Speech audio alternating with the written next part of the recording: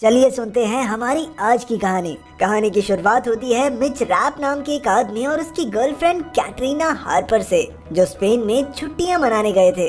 Rap Katrina से बेहद प्यार करता था और वो जल्द ही उसे शादी के लिए प्रपोज करने वाला था। जब वो दोनों बीच पर एक दूसरे की बाहों में थे तो रैप ने वीडियो रिकॉर्ड करते हुए कैटरीना को शादी के लिए प्रपोज किया। इसके बाद रैप खुशी खुशी अपने और कैटरीना के लिए बियर खरीदने गया, लेकिन अचानक रैप के लिए वो खुशी का पल एक खौफनाक मंजर में बदल गया, जब कुछ आतंकवादियों ने अचानक वहां हमला करके लोगों पर अंधाधुंध गोलियां बरसानी शुरू कर दी। इस गोलीबारी में कैटरीना की मौत हो गई। इस घटना के 18 महीने बाद भी रैप के मन में बदले की आग जल रही थी, इसीलिए उसने मार्शल आर्ट्स और निशानेबाजी की कड़ी ट्रेनिंग ली ताकि वो उसके प्यार को उससे छीनने वाले लोगों से बदला ले सके। और तो और उसने उस आतंकवादी संगठन के बारे में काफी छानबीन की और समय समय पर वो उनसे बातचीत करने की कोशिश भी करता रहा। अब उन आतंकवादियों के ग्रुप में शामिल होकर अपने हाथों से उनकी जान लेना ही रैप की जिंदगी का इकलौता मकसद था। आखिरकार काफी कोशिशों के बाद रैप अदनान नाम के एक आदमी से बात करने में कामयाब हुआ,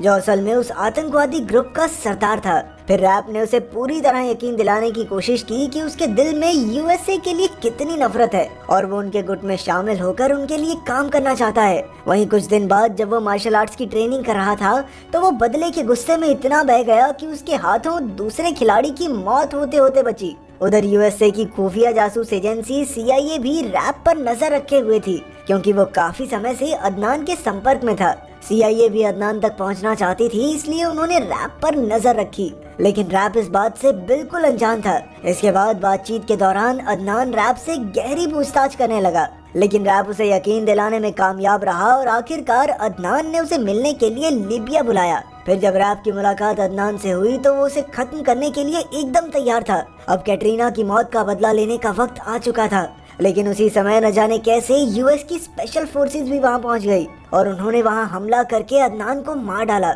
ये देखकर रैप गुस्से से आग बबूला हो गया, क्योंकि वो खुद अपने हाथों से अदनान को मारना चाहता था। इसलिए उसने पागलों की तरह मरे हुए अदनान को ही बेरहमी से मारना शुरू कर दिया और आखिरकार यूएस फोर्सेस उसे घसीट कर वहां से ले गई।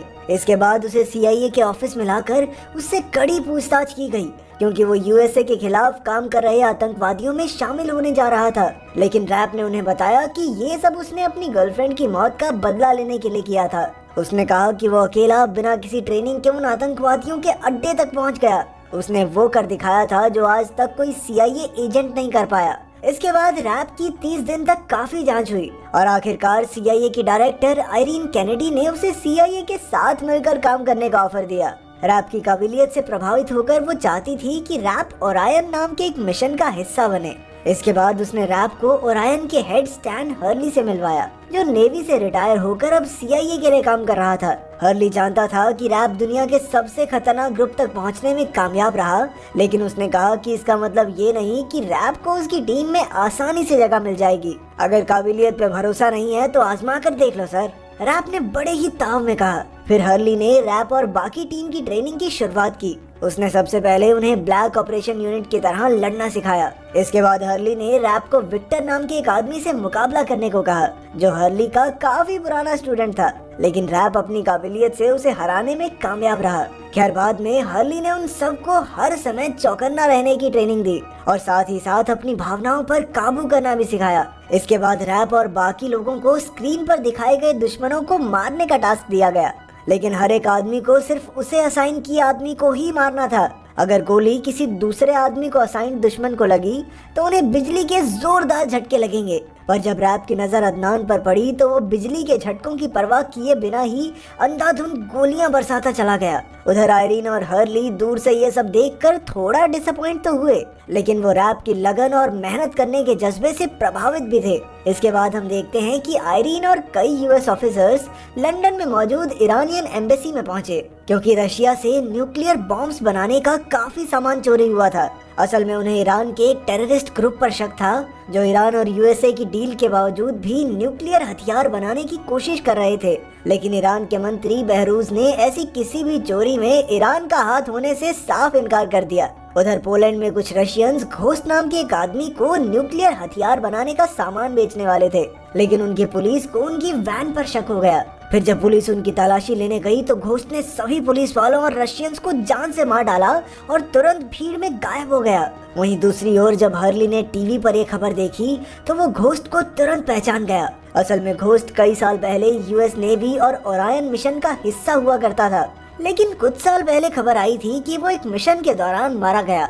फिर हर्ली ने तुरंत आयरीन को बताया कि घोस्ट न्यूक्लियर बॉम्ब से कोई बड़ा हमला करने की फिराक में है। अब खबर आई थी कि घोस्ट इस्तांबुल में शरीफ नाम के एक आदमी से न्यूक्लियर हथियार खरीदने वाला था, इसलिए आयरीन ने हर्ली को तुरंत अपनी टीम के साथ इस्तांबुल भेज दिया।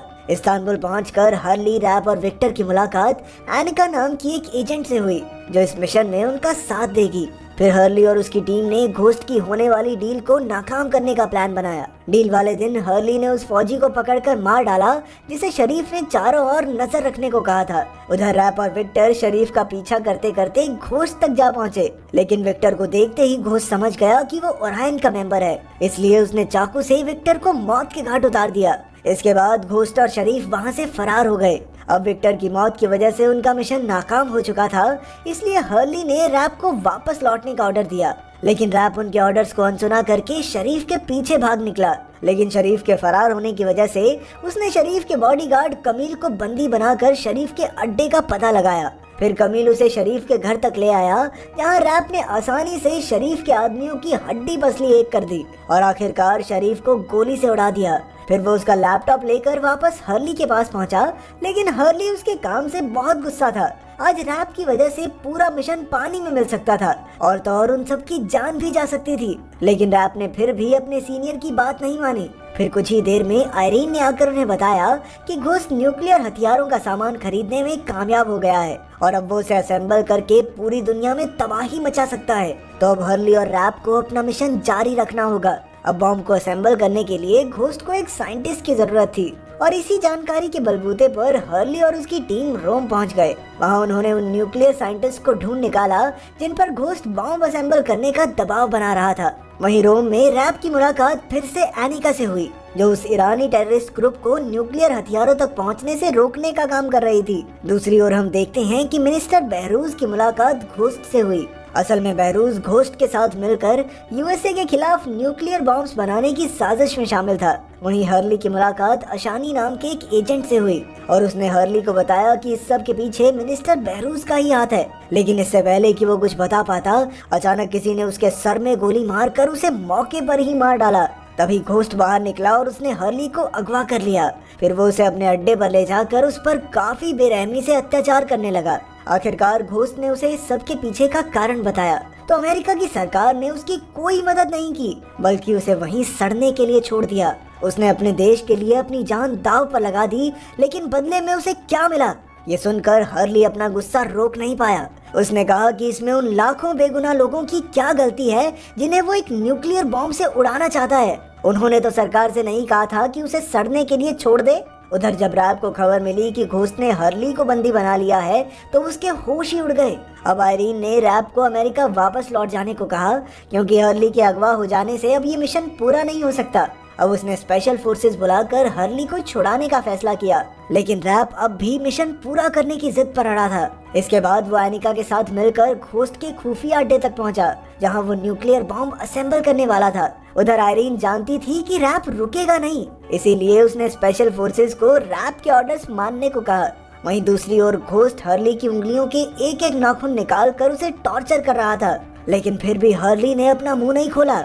तभी बहरूज ने आकर घोस्ट को जल्दी से काम खत्म करने को कहा तो घोस्ट ने गुस्से में उसे और उसके बॉडीगार्ड्स को भी मौत के घाट उतार दिया। उधर रैप और एनिका सुरंग में घुसे तो एनिका आगे बढ़ गई और रैप वहीं घोस्ट के गुंडों से निपटने लगा। कुछ ही देर में रैप कई गुंडों से घिर चुका था, लेकिन तभी आयरीन की भेजी स्पेशल फोर्सेस वहां आ गई और उसकी मदद की। आखिरकार रैप हर्ली को ढूंढकर उसे रिहा करने में कामयाब रहा। हर्ली की हालत काफी खराब थी, लेकिन उसने रैप से घोस्ट को रोकने को कहा जो न्यूक्लियर बॉम्ब को एक्टिवेट करने ही वाला था। लेकिन तभी घोस्ट ने एनिका को बंदी बना लिया और रैप को पीछे हटना पड़ा। आखिरकार एनिका ने घोस्ट की बंदूक से गोली चलाकर अपनी जान कुर्बान कर दी ताकि रैप उसे रोक सके, लेकिन मौका देखकर घोस्ट अपने न्यूक्लियर बॉम्ब के साथ एक बोट में फरार हो गया। अब हर्ली ने हिसाब लगाया कि घोस्ट यूएस नेवी की 6th फ्लीट पर ये हमला करने वाला है। तभी रैप घोस्ट के पीछे निकल पड़ा और उधर 6th फ्लीट को हमले के बारे में सावधान कर दिया गया। आखिरकार रैप घोस्ट की बंदूक ढूंढकर उसे मार गिराने में कामयाब रहा। फिर उसने बोट का रुख मोड़ा ताकि 6th फ्लीट से उसकी टक्कर ना हो। इसके बाद उसने तुरंत न्यूक्लियर बॉम्ब समंदर में फेंक दिया और आयरीन के भेजे हेलीकॉप्टर में चढ़कर बच निकला। कुछ ही पलों में समंदर में जोरदार धमाका हुआ, जिससे पानी में भयंकर सुनामी आ गई। लेकिन खुशकिस्मती से सब सही सलामत बच निकले। इसके कुछ महीने बाद आयरीन ने हर्ली से रैप के बारे में पूछा, लेकिन हर्ली ने उसे नहीं बताया कि रैप इस वक्त दुबई में है। तभी उन्होंने टीवी पर देखा कि ईरान की उस टेररिस्ट ऑर्गेनाइजेशन का सरदार चुनाव जीतकर राष्ट्रपति बनने वाला है और उसने न्यूक्लियर धमाके का इल्जाम CIA पर लगाया था। लेकिन जैसे ही वो अपने बॉडीगार्ड्स के साथ एक लिफ्ट में घुसा तो रैप वहाँ पहले ही मुस्कुराते हुए उसका इंतजार कर रहा था।